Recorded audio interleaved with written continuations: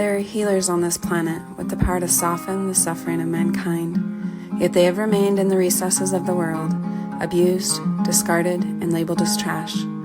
This is The Touch of a Mustang. I am your host, Shalise Clough, and I'm here to tell the story of wild horses, Mustangs, and the humans who are discovering and sharing their gifts while working to protect their well-being and preserve their spirit, so this divine power won't be lost.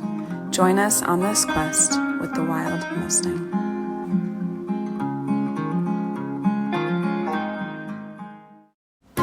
Patti Gruber is a lifelong horse person who has ridden and shown multiple breeds, including Mustangs in dressage, western, and hunter competitions. She brought home her first Mustang in 2006 and her second in 2007, who was the Mustang Padre, that went on to become a dressage champion, breaking barriers for the Mustang breed. He became a Breyer model and was written about in 2 books and multiple magazines. Operation Wild Horse was founded in 2017 and is Padre's legacy, combining Patti's love of horses, specifically Mustangs, and veterans to honor her grandfathers who both served.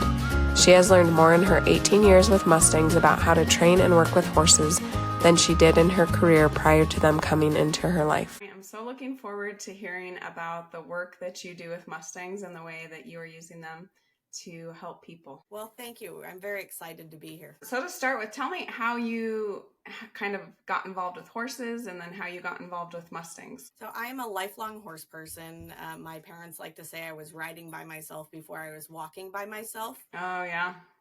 Yep. So they've always been part of my life. I don't really understand how people exist without that responsibility in their life, I guess. Yeah. I grew up with palominos and quarter horses and rode a bunch of friends' horses. And all through my teen years, I was the kid who would get on anything and ride everything. So I have experience with thoroughbreds and warm bloods and Appaloosas and Morgans and all kinds of different breeds, and some of the Spanish breeds. And then when I was in my later 20s, I was in a situation that I was a dressage looking for a new horse, and I couldn't necessarily afford to get what I was looking for. Right. And I had been going down to the International Equine Podiatry Center in Versailles, Kentucky, and working with some domestic horses with the farrier that's there, Dr. Rick Redden. And he had these 3 Mustangs back in a back pasture, and he would let us go down and let us see them. And he gave me the opportunity to work with my first Mustang, and she was an untouched 6-year-old black mare. She was absolutely gorgeous. I played with her in the round pen a little bit, and he's like, all right, yeah, you'll do. You can handle her. You can go ahead and take her home the next time if you want to take her home and try and train her. Mm-hmm. So me thinking I was a hotshot dressage trainer at the time, Yeah. I was like, all right, cool. And so I get back there a couple weeks later to pick her up in a stock trailer, and she's in a stock trailer in the middle of a parking lot. There's nobody else around. So I have to figure out how to get this wild horse haltered in this trailer, get her into my trailer, and bring her home. And that's basically what started my journey with Mustangs. Yeah. And so how old were you at this time? I was probably 29. So then tell me what happened with her and how did that transition into you working in this incredible program that you guys have? So I had her for about a year, and I got her to the point that she was still pretty wild, but she was ready to be backed. And I reached out to Doc. I said, hey, is there someone who has a lot of Mustang experience that could back her for me? I had sat on her, but I was in show season and super busy, so I wanted someone else to do the hard stuff. Yeah. Not to mention, it's pretty scary. Yeah. Yeah, exactly. those first rides. Yeah. So I ended up sending her down to a guy in Kentucky who had started a ton of Mustangs. And Doc at the same time had offered me another one of his Mustangs, which turned out to be his Mustang stallion Padre. And Padre, it's really, he's what propelled me even more forward. The black Mustang mare ended up never coming around, and that's kind of the story of Mustangs. You never know what you're going to get. Some of them just want to still be wild.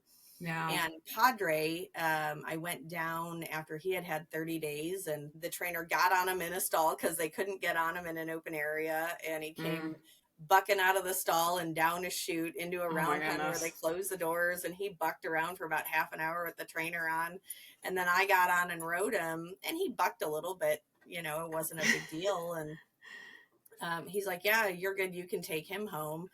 And he bucked for about a year and a half with me, but he started my journey truly showing the world how amazing Mustangs are. I took him out to a show when he was about 10 weeks in with me, and he won everything at his first horse show. And a lot of people are like, what kind of horse is that? What's the brand on his neck? Mm-hmm.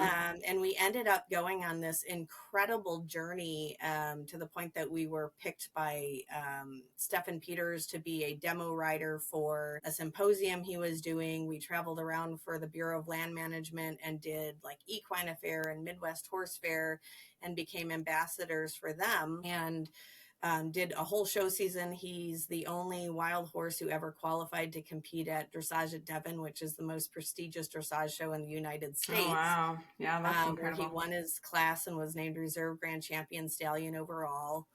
He became a Breyer model after that.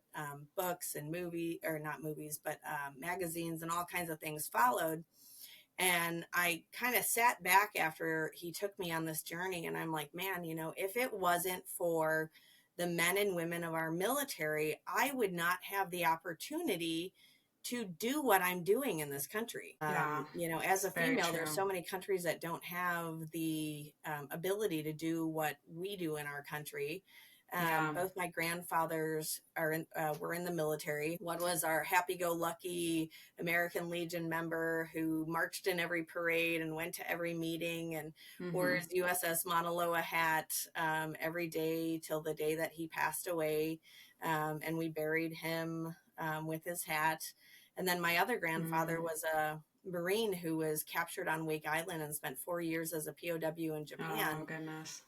So I had two very different grandparents growing up. Yeah. And I wanted to meld my love for my grandparents and my love of horses together. And I went to the founder and president of Veterans R&R, and I was like, hey, I want to do something with horses and veterans to try and help them, because I know how much they've helped me when I've had hard times.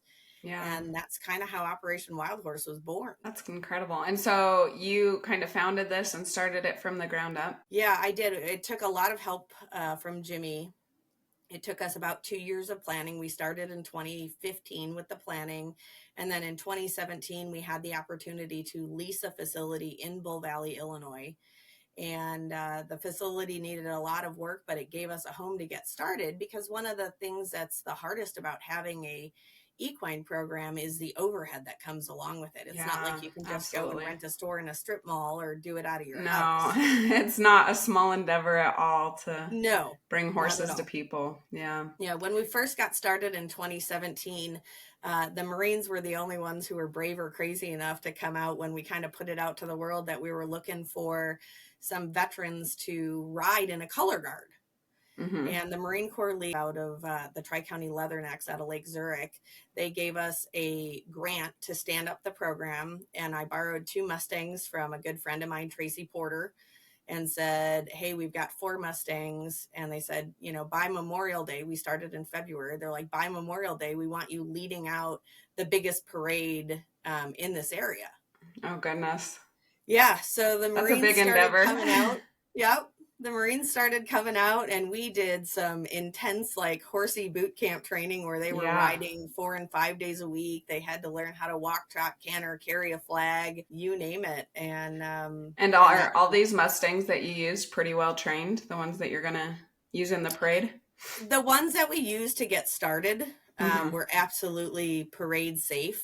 I had no worry about that at all. 3 of the 4 had competed in the Mustang Makeover program. So they had been in coliseums. They had been around big crowds. Yeah. And they had done some other performances too. So I knew with those first 4, we were good to go. Since then, the horses that we've added, we're up to 12 right now. They come from a variety of different sources. Some of them have come through the makeover program, through different trainers. We have a couple that have been donated by veterans.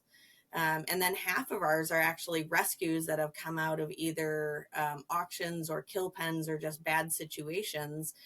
So those we basically start from the beginning, just like they're a wild horse. And we go through the whole gentling process again and the whole training process again to get them ready to be able to be part of our color guard.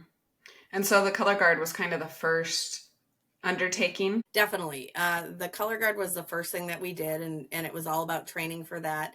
And then we stepped back after we made it safely through that parade. Right. And we started asking the veterans, we're like, what is it that you want to learn from us? And so our whole program has been built based on what the veterans tell us they want to learn.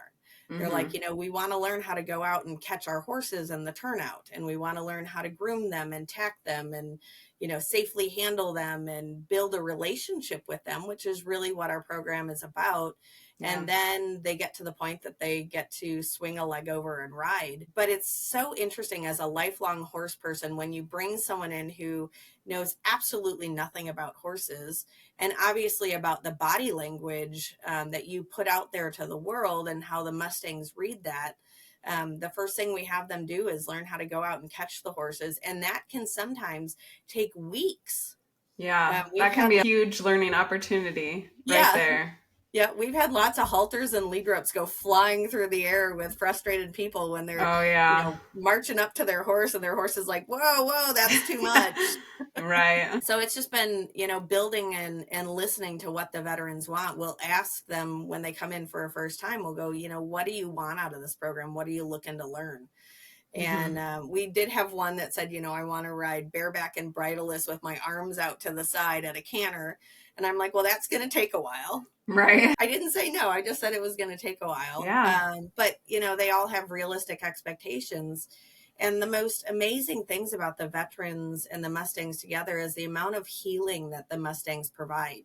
Yeah. We really say that there are therapists in the program. We teach people first off about their body language and basically how they walk into a room, and how the Mustang reads that is the same way that a person would read that. Yeah. So we do a lot of that. And then when the veterans are put into smaller groups, we try to put them with like-minded individuals who understand the situations that they were in the military. And the conversations that happen in our barn aisle while the veterans are just grooming their horses are amazingly healing. And you see the horses, their body language when this is going on. They might be alert and, really perky and happy when the veterans first get there. And then as deeper conversations happen, you see their heads drop a little bit and their ears, not so perky, and just their body language changes. And they're just there, and they're taking everything in emotionally, what the veterans are putting out there. Yeah. That's really interesting. I find that so interesting because I know for me as a kid, like being with the horses was like the one time I could like really open up to my mom, I felt like. So I wonder what it is about the horses that, and Mustangs for sure, that kind of allow us to relax and get that comfort and security to maybe be able to open up with things that are difficult in other situations. I think for us, we provide a really safe environment where there's no judgment. You're around people that understand what your background is and what you've been through. And one of the things we make sure with the veterans is we don't ask them what their story is. If they want to tell us something, we're obviously there to learn. But outside of that, we don't ask anything beyond what branch they were in and what years they were in. We do verify that they are a veteran. But outside of that, it's completely up to them to decide when and how they want to let their walls down enough to have those conversations. Yeah. And for me as a civilian, when those conversations happen, I think it's really important that I step back out of the situation and I allow those conversations to happen with the other veterans, so they realize that they're not the only one that's feeling that or that's been through that situation. Yeah. That's really incredible how, it sounds like you really just provide this environment where they're allowed to have that connection with the horses and with other people that have been there. Is that what seems to be like is the really healing aspects of it? Absolutely, 100%. You hit the nail on the head. You know, we're just giving a safe space. It's a safe place for the Mustangs and burros. It's a safe place for the veterans to be in. And we have such diversity in what we can do that when we read the veterans when they're coming in and, you know, read their body language, we can go, okay, today's a day that, you know, we need a little more time on grooming, or we need a little more time on groundwork, or, you know, whatever it is. And if somebody's coming in and they said the week before, hey, I want to ride next week, and they come in that week and they're like, you know, I just need to groom a horse today. Mm-hmm. We're like, that's great. We have an open door policy. We like to call ourselves a structured, unstructured program, where if somebody's having a rough day, they can text me in the morning or call me in the morning and say, hey, is there a time I can come out today? And we will always open our gates and say, come on in. And it may be something as simple as they need a place where they can take a chair and they can go sit and watch the horses in the pasture and just have a space to breathe. They may not even want to be around other people, but sometimes they need to be around other people and they need to be around the horses. And that's what we're there for. We're their outlet. They can have scheduled times and then they can come to us when they need us. Yeah, that flexibility seems like a huge benefit to really cater to what's going on in the moment, you know, because we can't always predict the emotions or the things that'll come up or how our day goes or what might trigger something. So that flexibility to kind of allow them to seek out what they need, I think, is really a huge benefit. I agree. So what was it that led you to specifically use Mustangs for this program? So this is kind of a neat story. So Jimmy came out with one of his friends who is a Marine also. And I had 2 domestic horses at my place, and I had 1 Mustang at my place who was Padre. And I put them on domestic horses the first time because I'm like, you know, it's just going to be safe. I want them to have a really good experience. Let's see how this goes. I put one on one of my dressage horses, who's a warm blood, and the other one on a Pinto gelding. And the other veteran rode around and had a blast and was laughing and like 1,000 miles an hour full bore on this horse. And Jimmy, I literally had to hold the rein the whole time. He was so nervous up on top of the horse. He's gripping the horse. And so the horse is like, I'm supposed to go. And so I'm like, no, we need to walk. So that was kind of the first experience bringing them out. And I went, wow, this is, you know, so unique. The different experiences that they both had. So I invited Jimmy to come out again, and he was asking about Padre. And for whatever reason, he was super drawn to him. And I said, well, let's go out in the arena, and I'm going to have you sit on the mounting block in the middle of the arena, and I will turn Padre out with you, and let's just see what happens. So I put Padre in the arena, and Padre goes from corner to corner in the arena, checking Jimmy out from every side. Mm-hmm. And then finally, it took about half an hour. Padre came over and he stood next to him, and he kind of put his head down and shook his mane and his forelock out. And was like, all right, good. We're friends. You know, I'm just going to kind of hang out with you now. You're not here to hurt me. And Jimmy turned around and he's like, I don't know what just happened, but that was so cool.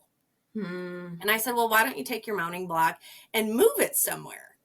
And so he picks up his mounting block and he moves it over to the wall where we had just put a new black clock on a white wall that morning. And Padre was like all offended, and he's like looking at him like, man, we just became friends and now you're leaving me. Mm-hmm. And so Padre, after a couple minutes, goes walking over, and Padre takes his nose and he touches the clock on the wall, and then he touches Jimmy and keeps going back and forth, touching the clock, touching Jimmy, touching the clock, touching Jimmy.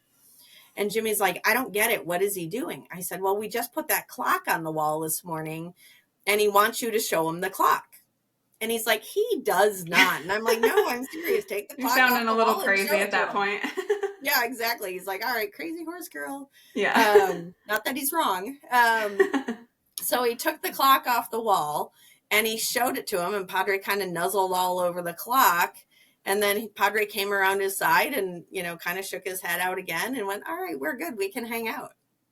And that was like the moment that I went, okay, you know, I understand the riding side of this, and that can probably happen with any type of horse. But the experience that Jimmy had with the clock and Padre made me go, this needs to be what we're doing. It needs to be about the Mustangs because they're so much more aware of everything that's going on.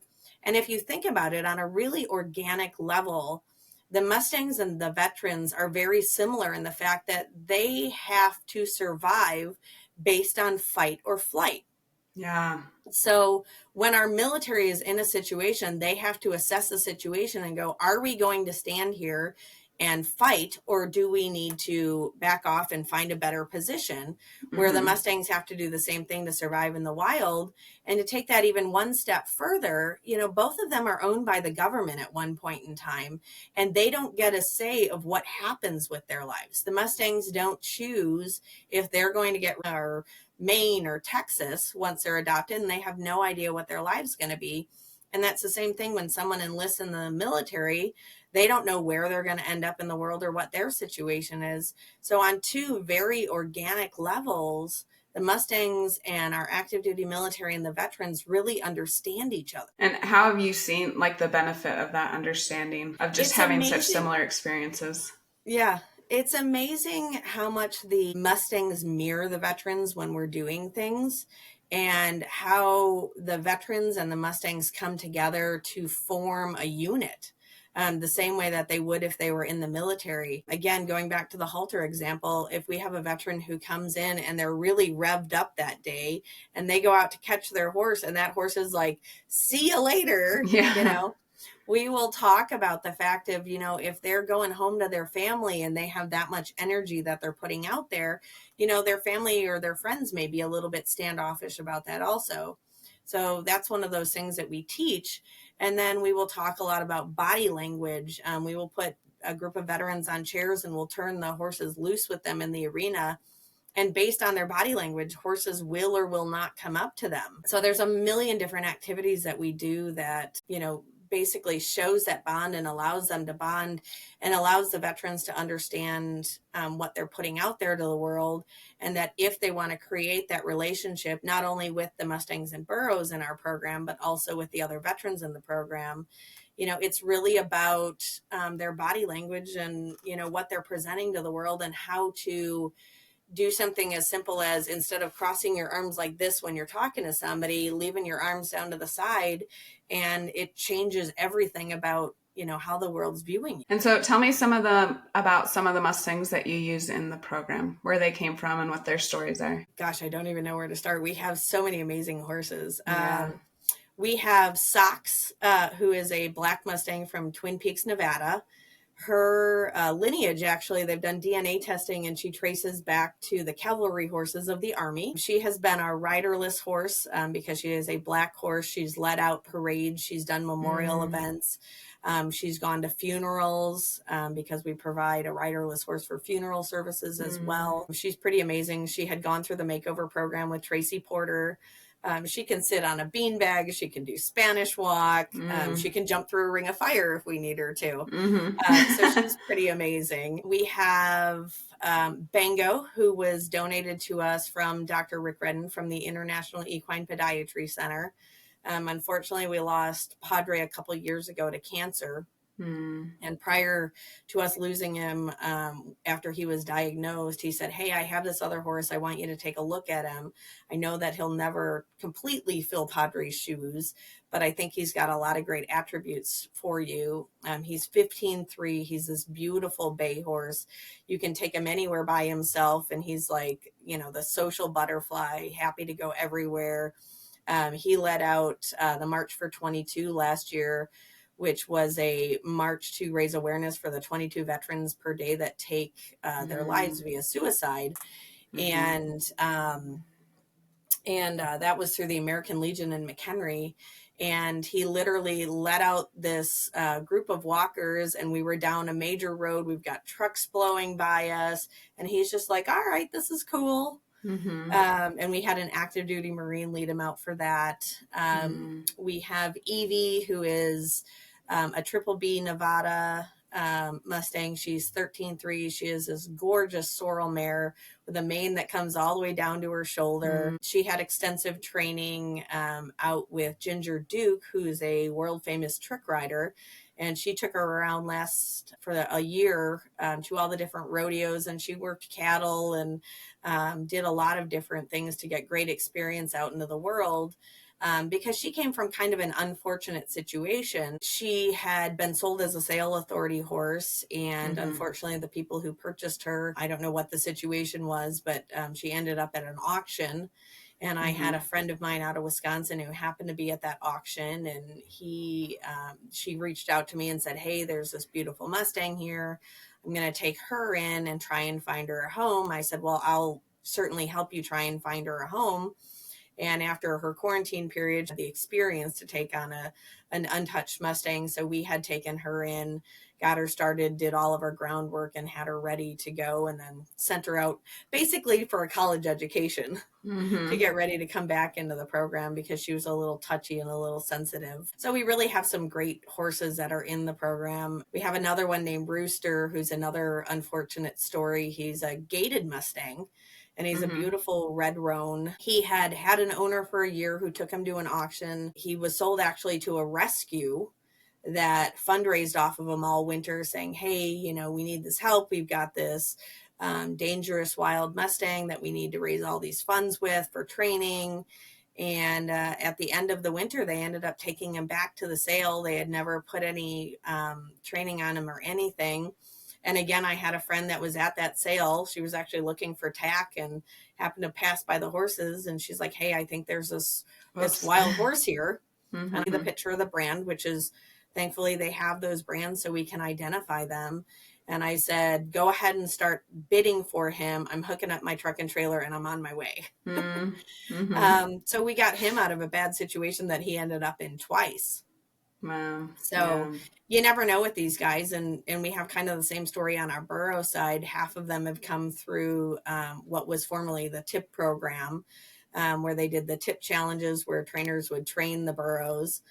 So half came from that, and then half of them came from the same auction situation where people had them and took them to auctions. And we either got them directly from auctions or from rescues that had taken them out of the auctions or out of the kill pens. And it's so neat that you can take these animals, some who were more or less thrown away, and turn them into just this incredible resource to be used and to build that relationship. I think that's one of the things that a lot of people think of as Mustangs. Unfortunately, with them costing either $25 or $25, they see them as these throwaway animals that they don't have any worth. And what they don't realize is a Mustang can jump 6 foot from a standstill. How many warm bloods are we trying to breed that can jump 6 foot, period? Not necessarily even from a standstill. And they trace their bloodlines and their genetics, and there's so much warm blood that comes up in their genetics and Spanish horse that comes up in their genetics. And, obviously the quarter horse will come up in their genetics. And there were thousands upon thousands of these horses shipped overseas during war times. And a lot of those breeds that are overseas actually have Mustang blood in them. So they're discounted and they're written off. And I think that was really my journey with Padre, was to show people how amazing Mustangs actually are. He looked very Spanish, and we had a lot of people ask us if he was a Spanish horse. And I would go out and I would be at horse shows and people would be like, what is that horse? What kind of horse is that? And I would tell them that, hey, this is a Mustang. And they would just totally write me off, and they would give me the pedigree on their horse and, who their famous parents were and everything else. And, I would turn around to my friends after they would walk away, and I'm like, they don't realize in about half an hour, we are going to kick their butt. Yeah. So it was really a journey that I went on with him to raise awareness about Mustangs. And Operation Wild Horse, I really look at it, it's Padre's legacy, because if it wasn't for the journey that I went on with him, I would have never had the idea to start Operation Wild Horse and to figure out how to give back to the women and men of our military.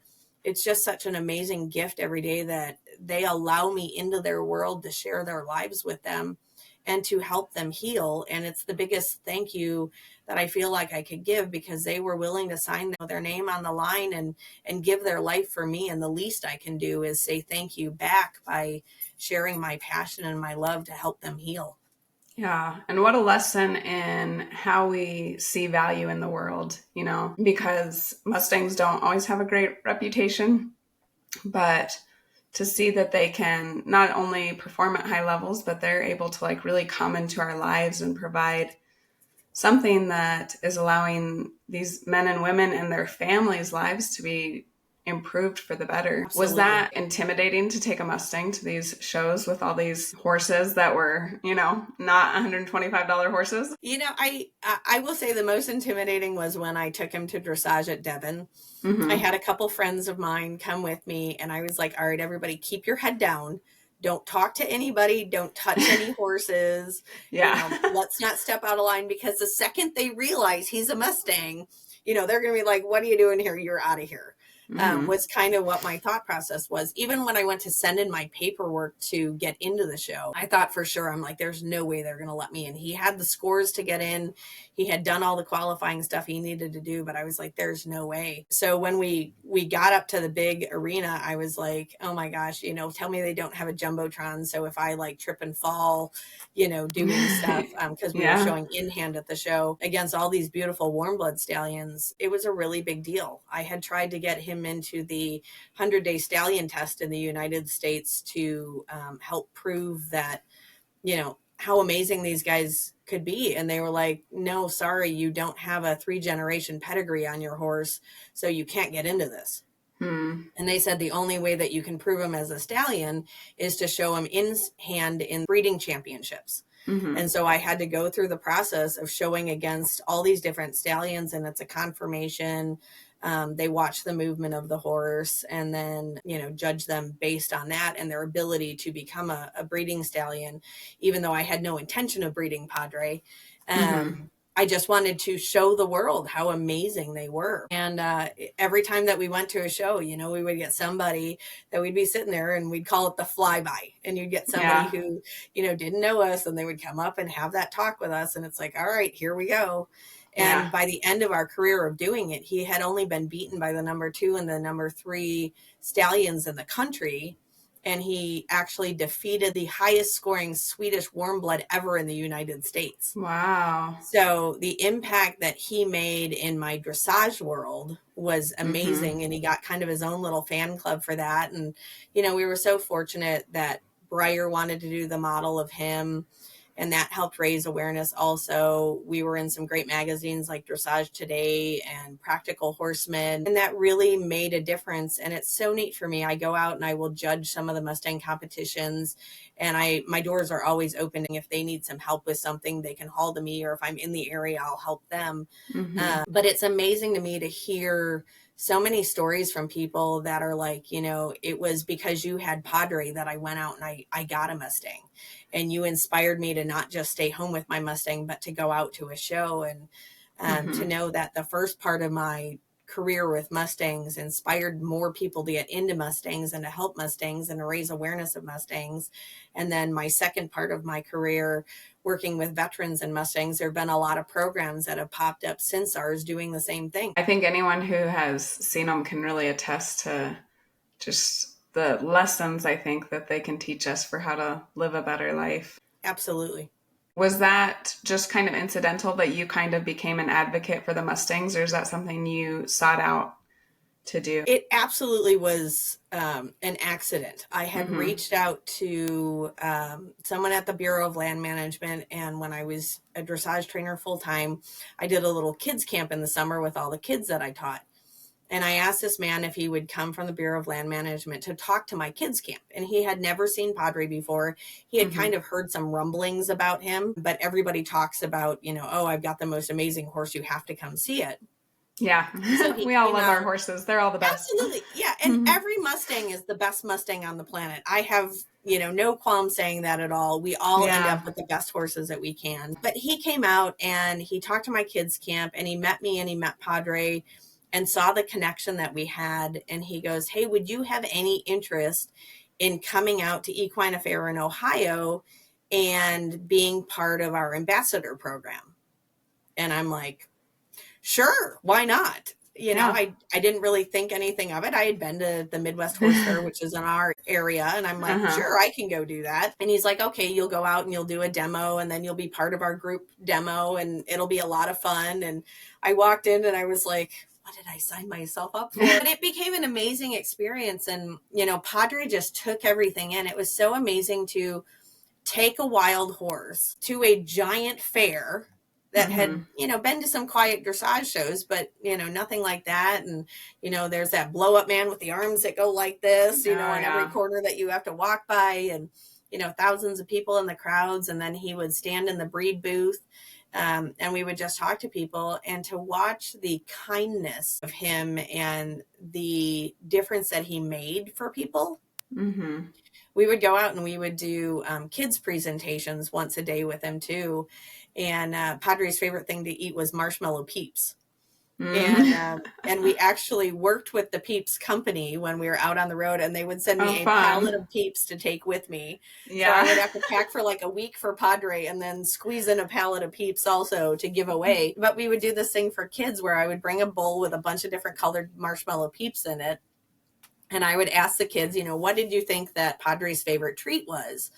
And they would yell out apples and carrots and, you know, all the normal stuff. And I would pick up the bowl. I'm like, it's actually marshmallow Peeps. And I would put the bowl down and he would demolish the bowl of Peeps. And, you know, and I thought about it and I'm like, wow, we're really touching the next generation also. And if you think about it, in 1971, when the Wild Horse and Burro Act was passed, a lot of it had to do with the fact that kids went to Congress and they testified about why we should save the wild horses.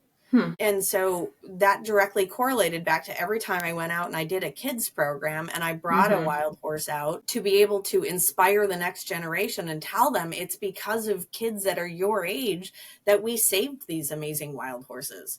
And that's something that we still do with our veterans program. We work with the Boy Scouts and the Girl Scouts, and we have, you know, kids' birthday parties that'll come for education. We work with schools and church groups too. And we bring the horses out and we educate the next generation who's going to be the ones that are going to have to step up and save our wild horses again. Because I'm sure at some point in time, somebody's going to challenge the Wild Horse and Burro Act and go, you know, why are we dumping all this money into it? And it's really about the kids learning about wild horses and that we need them. And we pair the wild horses and the veterans together. It's a great combination for our youth to be able to understand, you know, that scary veteran maybe who lives down the road is not so scary.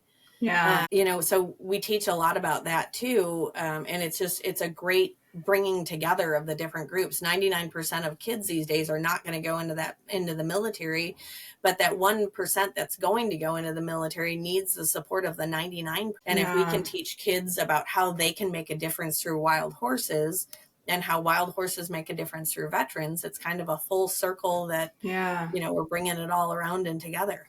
Yeah, it sounds like a really beautiful community, you know, and lessons that you can't learn sitting at your desk in school or looking at the computer, to be able to have those connections and experiences.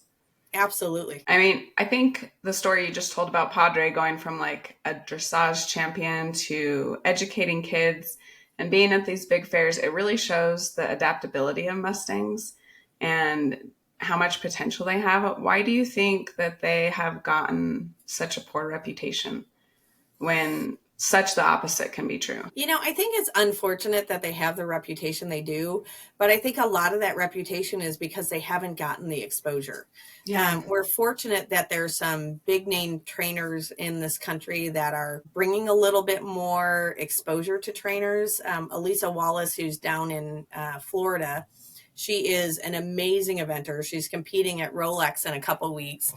And I know right now at her place, she actually has more Mustangs at her place than she has any other breed of horse. Oh, cool. You know, and here she is, I mean, a Rolex level eventer, or Land Rover, I think it is now. You know, she's someone who's a big advocate for the Mustangs. You know, there just hasn't been enough exposure for them, I feel like. Mary Kitzmiller's another one. She has a Mustang named Remy that she's taking out, and she's doing all of the ranch classes down in Texas. And here she is, you know, beating out quarter horses and paints that have been bred for generations to do that.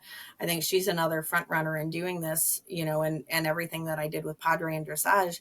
I think that as lovers of Mustangs, the best thing we can do is go out and show the world how amazing they are. The Mustang Champions is a new group that's putting on Mustang competitions.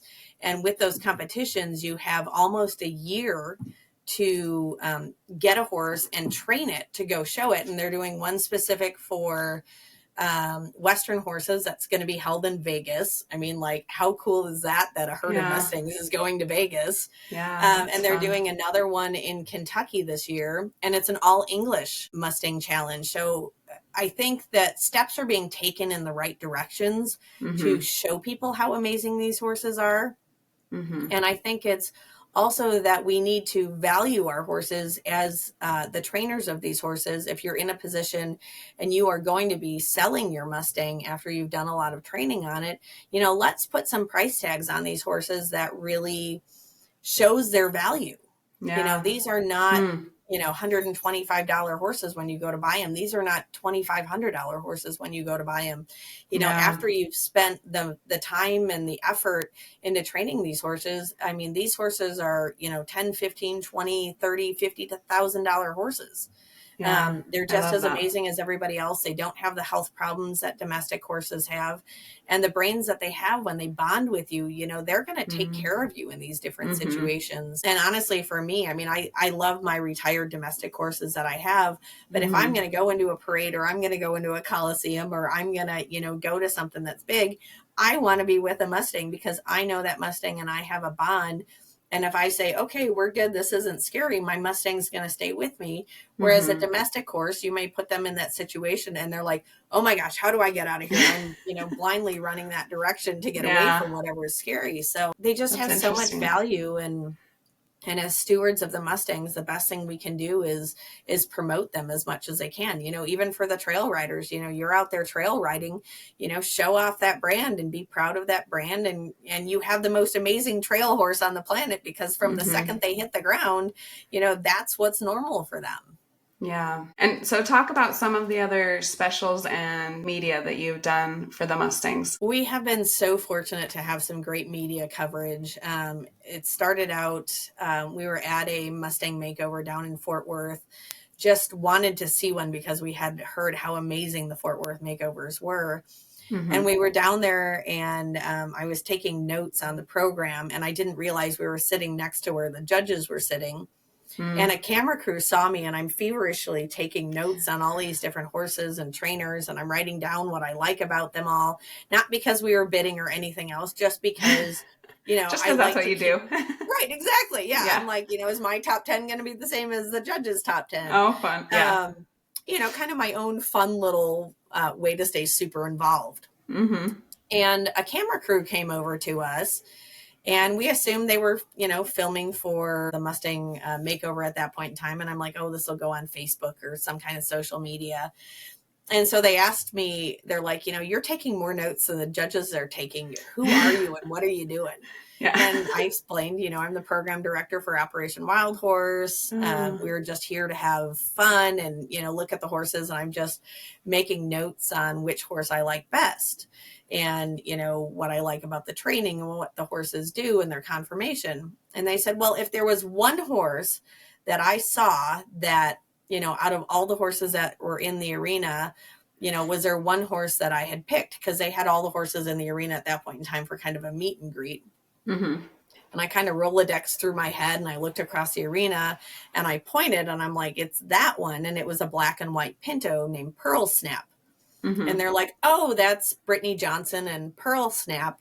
Have you had a chance to meet them yet? And I'm like, no, because we're not really here to bid.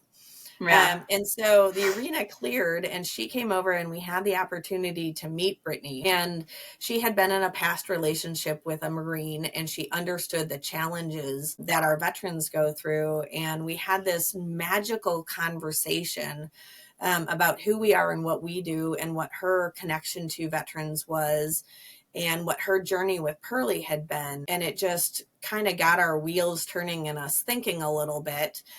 And she had stepped out of the arena, and she's like, I wanted this horse to go on to do something amazing, and nothing would be more amazing than to him to have the opportunity to give back to veterans. Mm-hmm. And so at the end of us filming that, the camera crew was like, listen, this is who we are. It's Stephen Latham. And he was actually doing a movie called The Mustangs, America's Wild Horses. Mm-hmm. So he asked us if he could follow us through the next 3 days and find out if we decided we were going to bid in the auction. Just a little prompting there. I know, Are you exactly. sure you're not going to take a horse home? Right. We had no intentions at all. We didn't have a trailer. I mean, we didn't even drive a truck down. We had nothing set up to do this because we had no intentions of doing this whatsoever. And we went back and we talked to Brittany, and she's like, let me set up a fundraiser because we have so many people that follow Pearly, and let's see if anybody would be willing to donate to have him go to your program. And, we kind of sat back and took a deep breath, and we were like, okay, we don't know that we're going to be able to afford Fort Worth prices because, people in Fort Worth like the Mustangs. Mm-hmm. And the camera crew followed us around for 3 days, and we absolutely fell in love with Pearly. He's a horse that pretends to be grumpy, but he's not. He's like, I'm grumpy, don't touch me. And then you start petting on him and he's like, oh, this is so great. Yeah. And that personality has stayed with him. He's absolutely charming. And the more we talked to Brittany and the more we understood her philosophy of training and her background with Mustangs. And this was her first makeover that she had done, but she had a Mustang growing up that she did everything with. Oh, neat. And we just absolutely fell in love with Pearly, and we adored Brittany and everything that we learned about her. So auction day came and we got a paddle and off we went. And it was this crazy intense bidding war because somebody else was interested in him, and it's all captured on film. And they had come up to us right before the auction and they had said, listen, we've been looking into Operation Wild Horse for the last couple of days, and we vetted you out against all the other veteran programs in the country. And we think that you're ready. And if you end up getting Pearly, we'd like to come to your facility and shoot for about a week and make you part of the film we're doing. Mm-hmm.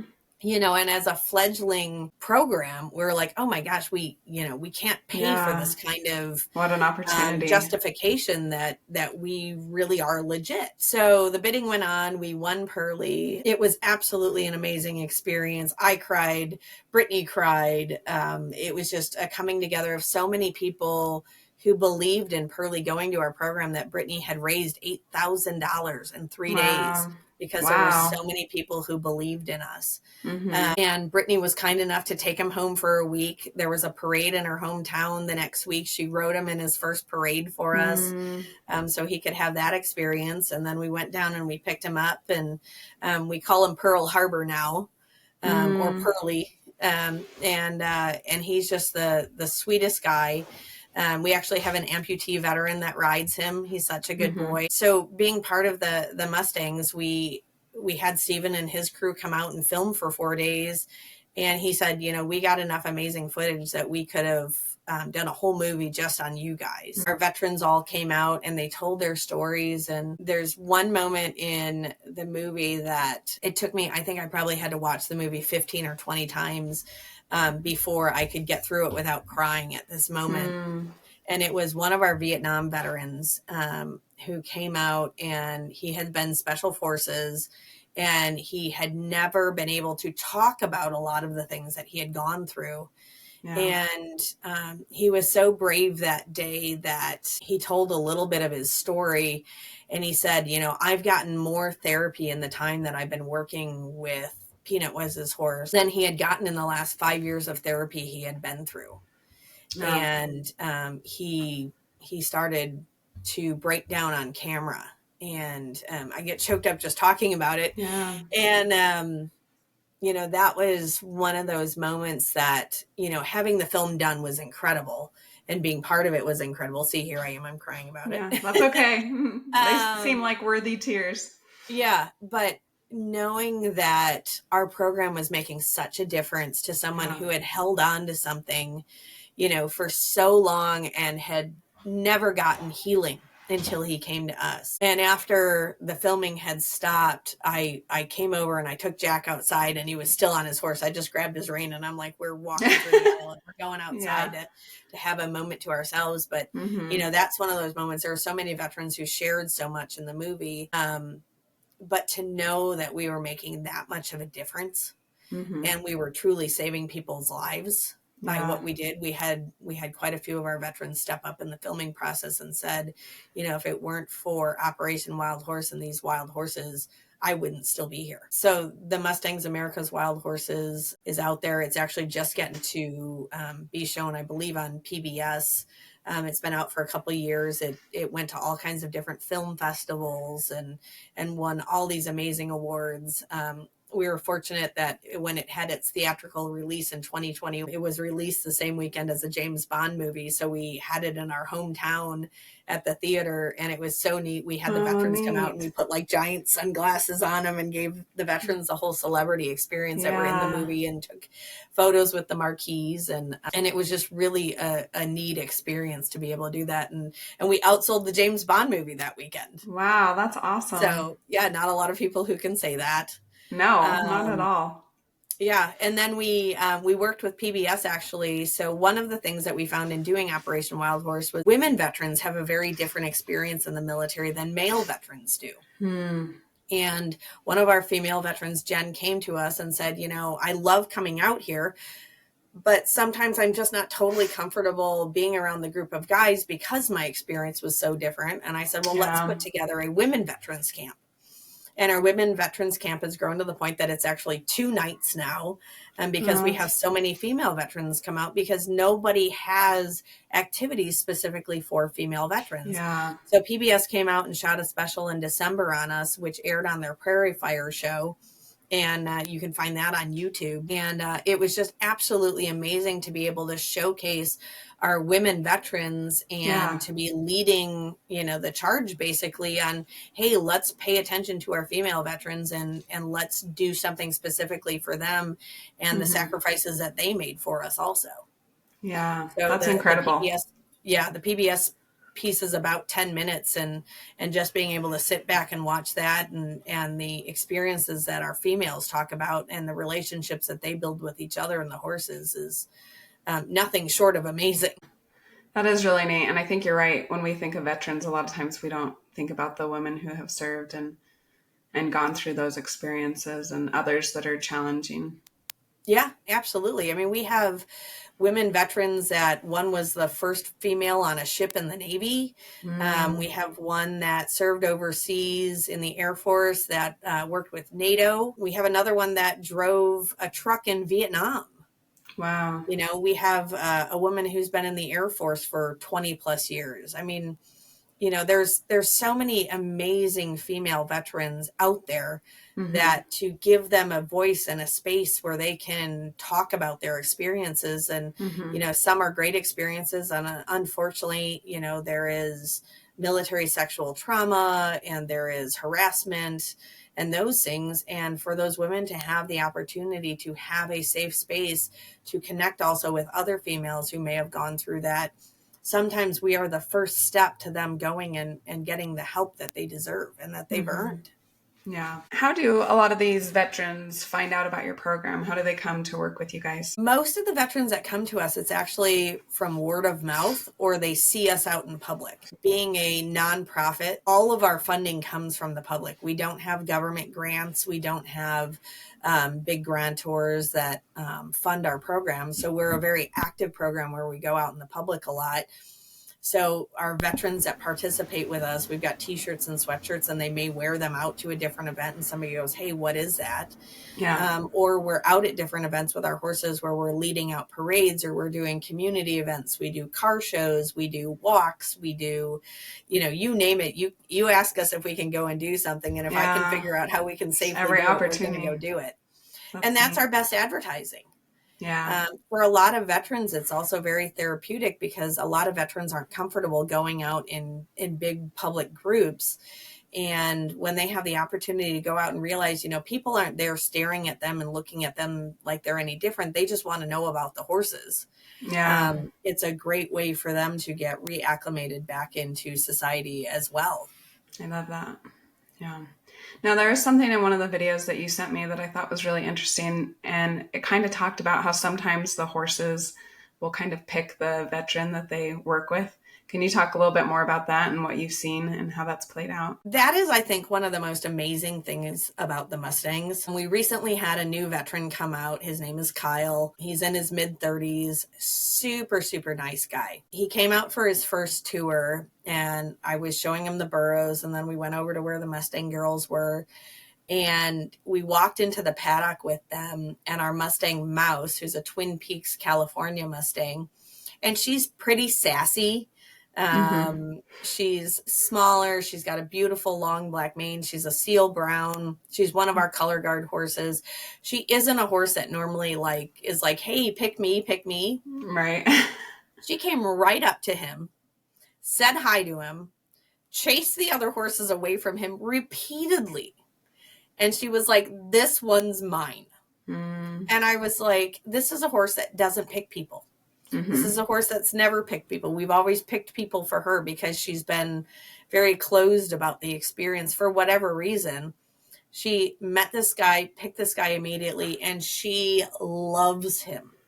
He comes out and he grooms her, and she just puts her head down and she closes her eyes and she's like, this is the best day ever. And it's so neat to see things like that happen. Yeah. We have a female veteran named Misty, excuse me, that I originally had thought, okay, I'm going to pair her up with Pearly. She was an eventer when she was growing up, and she came out to the barn. I had her ride Pearly a couple times, and somebody else was on Bango, and she was just drawn to him. And so I decided one day I was going to put him and her together, and he just comes to life with her. He's just so excited to see her. His ears go up. He's like, groom me, love on me. Let's go for a ride. This is so fun. Yeah. And she loves his energy. And they just match each other perfectly. We have a Vietnam veteran named Marty, and we had paired him up with a couple different horses, and nothing ever fully clicked. And one day we decided to put him with our 15-2 hand, ginormous, like 1,400 pound Palomino gelding named Jelly. And Marty and Jelly are like two peas in a pod. You absolutely see their personalities mirroring each other. And he can yell Jelly's name and Jelly will look up and he's like, hey, what's going on? It's just so amazing to see when the horses connect with someone. We do the activity when we'll put a bunch of veterans in the arena and we'll let a bunch of horses loose. And the horses will also pick the veterans that way, where the horses will walk around and they'll kind of investigate the different veterans. And then they will go stand by the veteran that they connect with, and this is something we can't teach them to connect with certain people. And I can't exactly explain what the energy is between the two of them, but it's just nothing short of magical when they find that connection and they find that horse that is the horse for them. And that horse just, has their heart at that point in time. Yeah. Do you think that's something unique to Mustangs, how they kind of find personalities they mesh with or the people that they're drawn to? I do think it is definitely more profound with the Mustangs.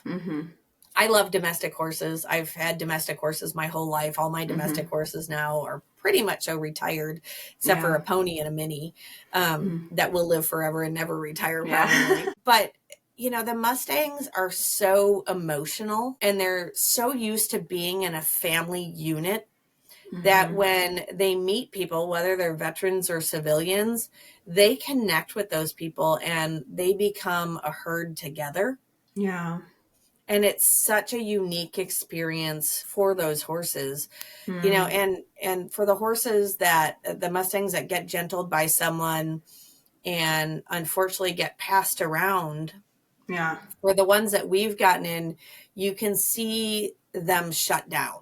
You can see them emotionally not understand why, they became a herd member with this person and then got passed to somebody who got passed to somebody or ended up at an auction or a kill pen or whatever the situation is. Emotionally, you can see the heaviness in them. And to see them after they've come out of that situation and they get into our actual Mustang herds or burro herds, and then they get paired up with people, you see those horses and burros just come back to life, and you see the personality in them. It's so amazing. And it's not to say that domestic horses don't build relationships with people. They absolutely do. Right. But I just think with the Mustangs and burros, it's on such a deeper level because they live in those family bands. Yeah. And it seems ironic that I think that emotionality, that reaction is part of what makes them undesirable for some people, because they're not just machines that kind of go along, you know, they do express themselves and they do seem to kind of feel those emotions stronger. And they'll that mirror back what liability you're is giving also out. Yeah. But it's so interesting that kind of liability or that downside that a lot of people see has proven to be one of your most incredible assets in the absolutely essential work that you're doing. I just want to tell you how impressed I am with your program. I think it's amazing what you're doing.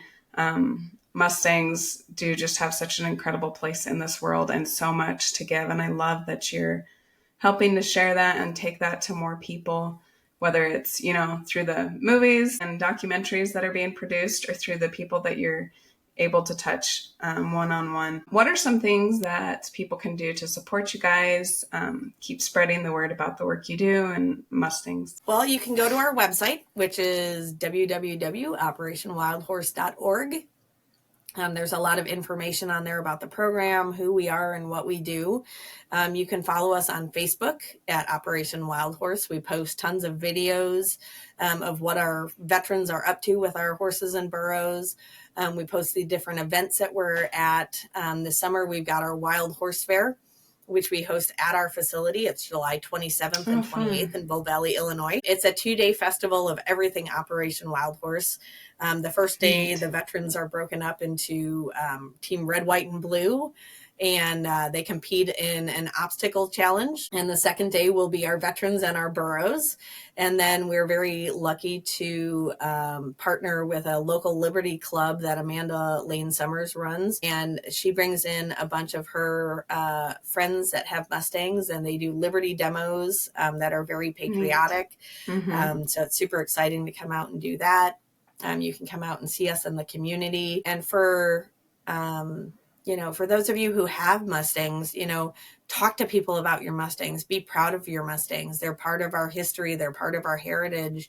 And they're part of our future. And they're part of what can save not only veterans' lives, but they can make a difference in so many different people's lives. And if you have a Mustang, you know how special they are, and share that with your friends and with your family and, with everyone you meet, and challenge people. You think you're a horse person. Well, let's see if you can try and do what you do with a domestic horse with a Mustang. So the Mustang champion shows that are out there, the English one and the Western one, are a huge opportunity where people can, get horses and really test their skills. So yeah, let's go out and keep promoting those Mustangs. Yeah, great advice. In closing, what kind of advice or ideas would you have for someone who might be struggling, whether that's maybe with their Mustang or even just life in general? If you're struggling with your Mustang, reach out to the Mustang community. There's so many Facebook pages, and Mustang people are the most kind-hearted people. You post a problem that you have, and you will get 100 people help you. With your situation. My barn is always open to help people. I have trainers who haul in all the time, and, I do tune-ups with them also. So I'm always here to help. And if you're struggling, don't be afraid to reach out in your community. For veterans, there's so many different programs. If horses aren't for you, find something that is, go to your local VA and, find out what programs are out there that you can get involved in. There's outdoors programs, there's horse programs, there's, you name it, there's going to be programs for it. And don't be afraid to ask for help. You don't have to suffer alone. Yeah. I think that's an incredible message that you've really shared today, is that you don't have to do it alone, that there's, whether it's a horse or whether it's someone else who's just going through what you're going through, no matter what your situation is, there's people out there. So I love that. Yeah. And if you walk by a veteran who has a hat on that says that they were in the military, pause for a minute and tell them thank you for your service, and watch to see the reaction, because that can literally be the thing that saves that person's life. Yeah, that's beautiful. Well, Thank you so much for being here, Patti, and sharing the work that you do and sharing about Mustangs and helping spread the word about Mustangs and the healing power they have, and also the work that you're doing for people who have served to, make this country what it is, where we can go out and enjoy our horses and talk about horses and do all those incredible things. Well, thank you so much for having us. We really appreciate it. Thank you for joining us and learning about horses that heal and the humans who help them. We hope you'll continue with us on this journey. We'd love for you to subscribe on your favorite platform and follow The Touch of a Mustang on any of the major social media outlets. Please share with your friends, anyone who loves horses, or anyone who might be struggling and could benefit from this message. If you have felt the healing power of horses or help them in their divinely appointed mission, please reach out. We want to hear your story. As we say goodbye, always remember that the horse is always there to help you heal.